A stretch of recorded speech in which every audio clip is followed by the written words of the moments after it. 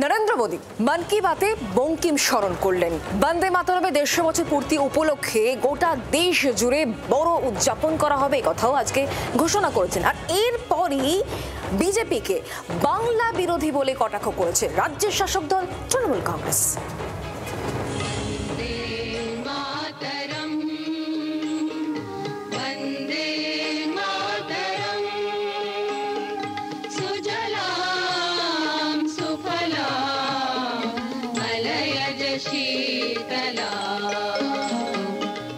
বন্দে মাতরম 1875-এ লেখা বঙ্কিমচন্দ্র চট্টোপাধ্যায়ের আনন্দমঠ উপন্যাসের অংশ হিসাবে প্রথম প্রকাশিত হয় 1882 সালে।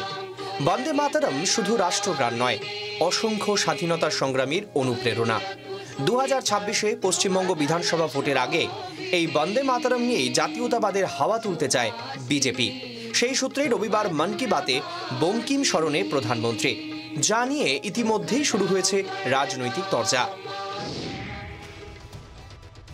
বিহার ভোটের আগে শেষ মন কি বাত, এ নিয়ে রেডিও বার্তায় বিহারবাসীকে ছট পুজোর শুভেচ্ছা জানান প্রধানমন্ত্রী। একই সঙ্গে বাঙালি আবেগ উস্কে দিতে টেনে আনেন বঙ্কিম প্রসঙ্গ, জানান বন্দে মাতরমের 150 বছর পূর্তি উদযাপনের কথা। 150 वर्ष पूर्व वंदे मातरम की रचना हुई थी और 1896 में गुरुदेव रविंद्रनाथ टैगोर ने पहली बार इसे गाया था। आने वाले समय में वंदे मातरम से जुड़े कई कार्यक्रम होंगे, देश में कई आयोजन होंगे। वंदे मातरम हमारे इन प्रयासों में हमेशा हमारी प्रेरणा बनेगा। আগামী 7 থেকে 9 নভেম্বর রাজ্য জুড়ে কর্মসূচি নিতে চলেছে বিজেপি।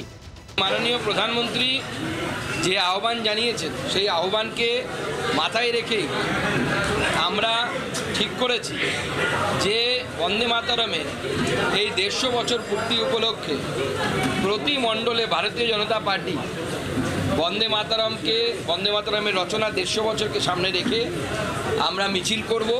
বন্দে মাতরমকে সামনে রেখে বিজেপি যখন বাঙালি আবেগে শান দিচ্ছে, তখন তাদের বাঙালি বিরোধী বলেই পাল্টা তোপ তৃণমূলের। আজকে যদি বঙ্কিম কপালকুণ্ডলা রচনা করতেন, আমি জানি না বঙ্কিমকে বাংলাদেশি ভাষায় লিখছেন বলে বাংলাদেশে ঘাট ধাক্কা দিতেন কিনা সোনালী খাতুনের মতো। যারা বন্দে মাতরম স্লোগান দিত তাদেরকে ব্রিটিশের হাতে ধরিয়ে দিত, দালালি করত ব্রিটিশের, তারা আজকে বন্দে মাতরম উদযাপন করে বড় বড় ঘোষণা করবে।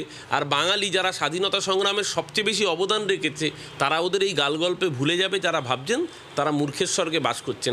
যদি এখন তৃণমূলের থেকে, কমিউনিস্টদের থেকে বিজেপিকে বাঙালির সার্টিফিকেট নিতে হয়, তার থেকে বড় দুর্ভাগ্যের কিছু হতে পারে না। যারা দ্বিজাতি তত্ত্বের উপরে ভিত্তি করে এই দেশভাগকে মেনে নিয়েছিলেন, মুসলিম লীগের দাবিকে সমর্থন করেছিলেন, কেরলে মুসলিম লীগের সমর্থনে সরকার চালিয়েছিলেন, আজকে তারা এবং তাদের সহযোগী রাজনৈতিক দল তৃণমূল কংগ্রেস এ ধরনের কথাবার্তা বলছে।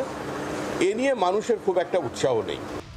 সব মিলিয়ে বন্দে মাতরমকে কেন্দ্র করেও বাঙালির আবেগ ও রাজনীতির লড়াই নেমেছে দুই শিবির। একদিকে জাতীয়তাবাদের আহ্বান, অন্যদিকে বাঙালি আনা রক্ষার দাবি।